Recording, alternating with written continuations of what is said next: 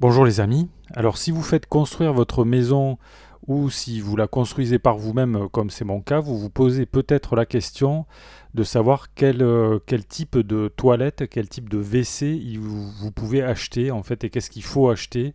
Alors c'est une question un petit peu délicate parce que c'est une question qui est un petit peu personnelle en réalité, parce qu'il y a des implications techniques, il y a des implications on va dire d'hygiène dans ce choix.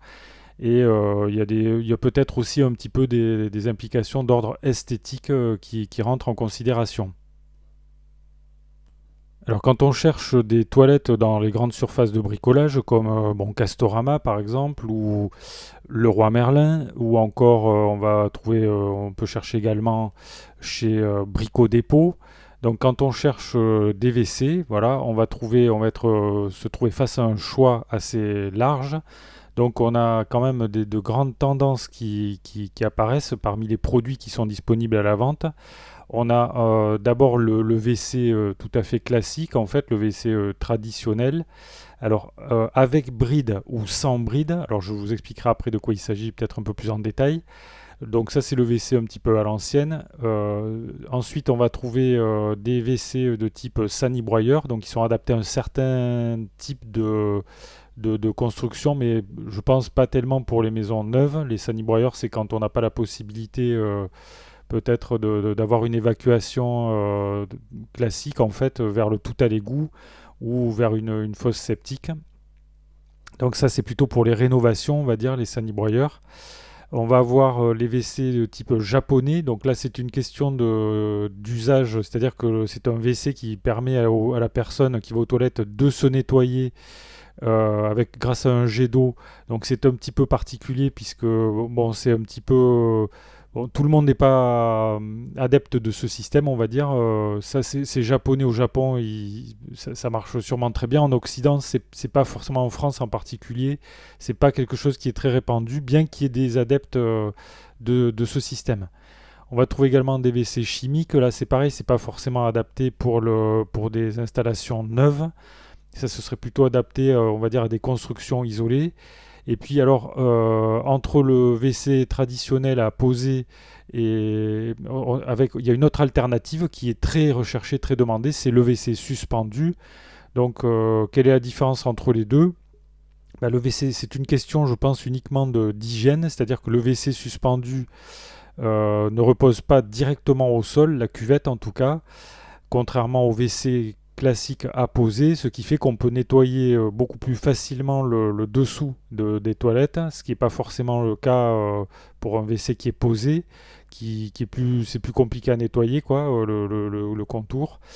Et sur un plan, on va dire, esthétique, le WC suspendu, peut-être il s'intègre mieux dans le bâti, puisque on va pas voir la réserve d'eau qui va être cachée donc dans un bâti et donc peut-être c'est plus joli quoi, plus esthétique. Encore qu'il faut voir parce que sur le WC suspendu là, comme on voit sur cette image par exemple, alors là c'est bizarre. Oui d'accord, ils ont mis en transparence le bâti.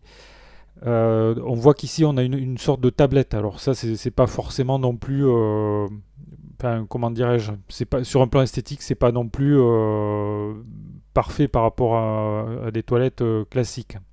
Alors par rapport au WC suspendu, euh, par opposition donc au WC apposé traditionnel, je dirais que quelle est la différence en fait et bon, alors déjà il y a une différence de prix puisque là par exemple vous voyez qu'on a des toilettes à un prix des toilettes. Alors ça, c'est des japonaises, des toilettes donc japonaises avec un jet d'eau pour le nettoyage. Donc ça complique beaucoup, je pense, la pose. Et vous voyez que le prix, c'est pas le même que des toilettes premier prix à poser traditionnelles. Donc on a 1367 euros dans cet exemple. Et dans le premier prix, ici, on a des toilettes à 64,90. On est loin de. Enfin, c'est multiplié par 20, quoi, le prix.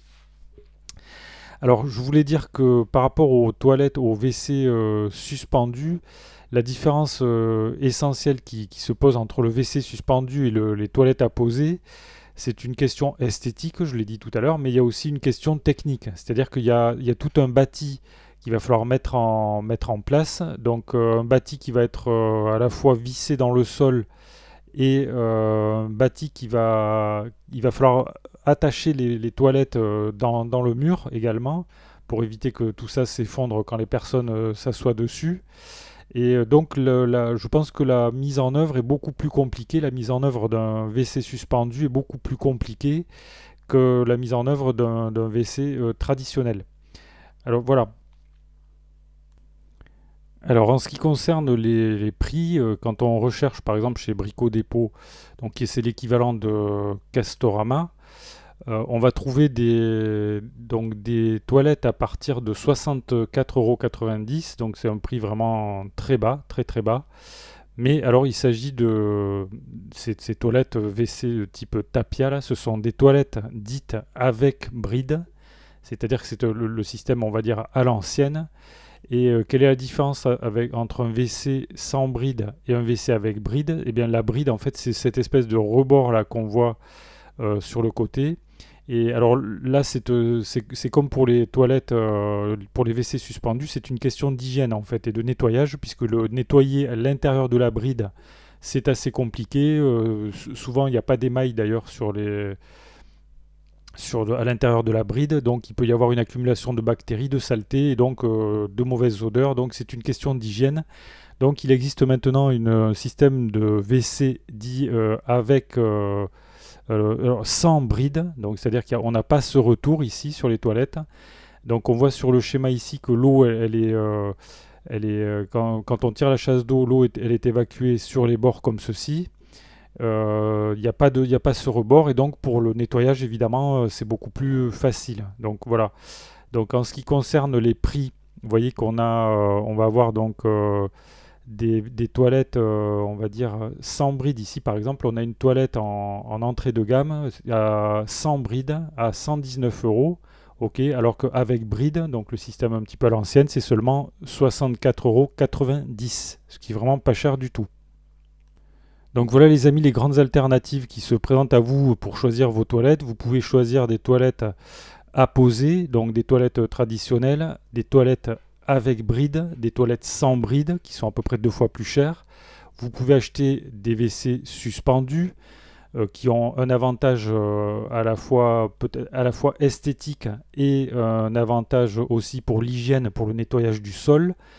Et sachant que bon, les prix sont globalement plus élevés quand vous souhaitez acheter des WC suspendus, mais il faut savoir que dans le cas des WC suspendus, la pose est beaucoup plus compliquée puisqu'il y a tout un bâti à mettre en œuvre. C'est beaucoup plus complexe de mettre en place un WC suspendu qu'un WC à poser traditionnel. Alors vous pouvez aussi opter pour des WC japonais pour une construction neuve. C'est une solution, on va dire un petit peu la solution avant-gardiste, on va dire, un petit peu de luxe, qui n'est pas encore très répandu, me semble-t-il, ni en France ni en Occident. Mais il faut savoir qu'évidemment, les prix ne seront pas les mêmes que si vous mettez des WC traditionnels. Alors en ce qui me concerne, je pense que je vais choisir des WC, je ne vais pas prendre des WC suspendus, je vais prendre des WC plutôt traditionnels, mais peut-être des WC sans bride, puisque quand même en termes d'hygiène et de facilité d'entretien, je pense que la plus-value est vraiment intéressante. Et vous voyez que le prix, bon, c'est 2 fois plus cher, mais je pense que ça vaut la peine.